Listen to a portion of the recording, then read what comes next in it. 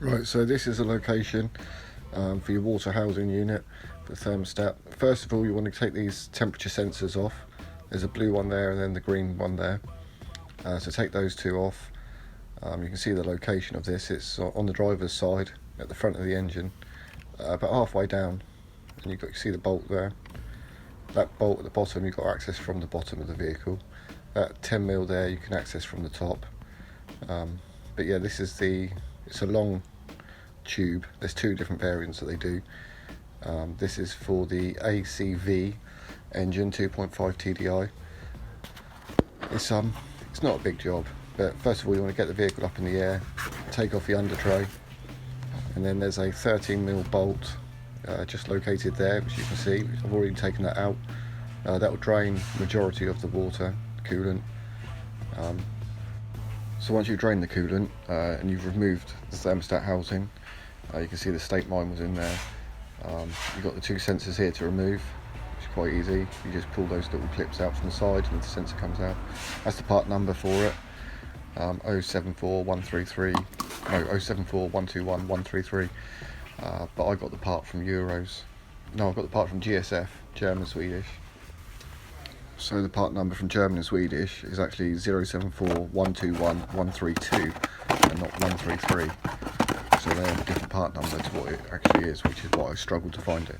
So yeah, German and Swedish, they supplied that part, and I think it's like 22 quid, but if you get it online you can get it for £9 with the discount code newbie60.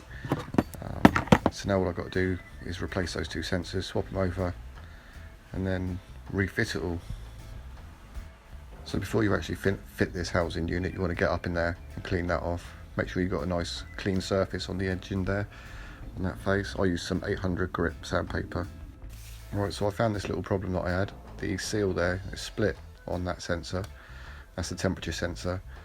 So I've gone down Euros to get a new one, and someone else has returned this and just swapped over the oil seal, that O-ring, that little rubber seal.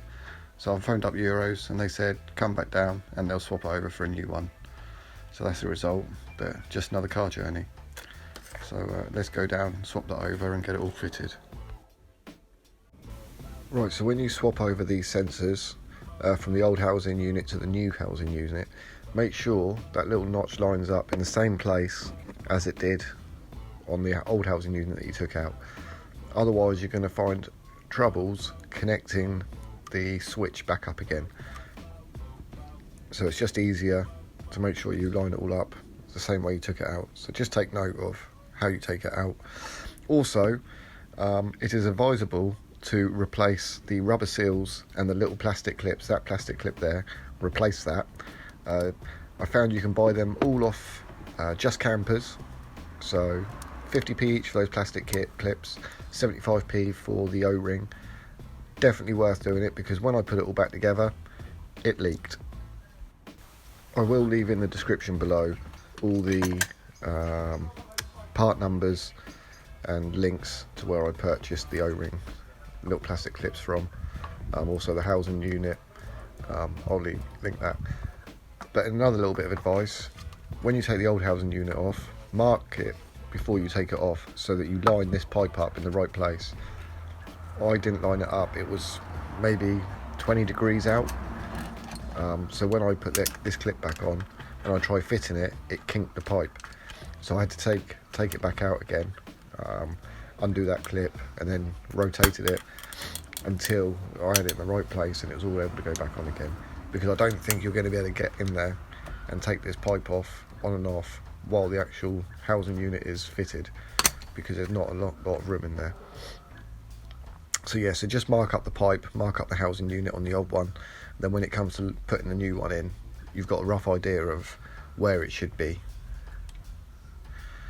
And then it's just a case of reversal from removing it. Just put those two bolts in, two 10mm, one 10mm from the bottom, and then the other 10mm you have to access from the top. But once you've got that pipe and the housing unit all lined up, it will go up there nicely without any kinks. You can line it up, get your extension bar with your 10mm on the end, and in it goes. Right, so once you've got the new O-rings in, the new plastic clips, fill it back up with antifreeze, your coolant, and then run it, get it up to engine temperature, make sure there's no leaks.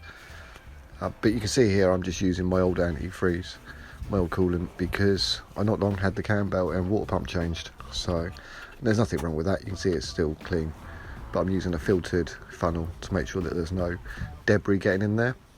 So just let it all bubble down, keep an eye on the levels.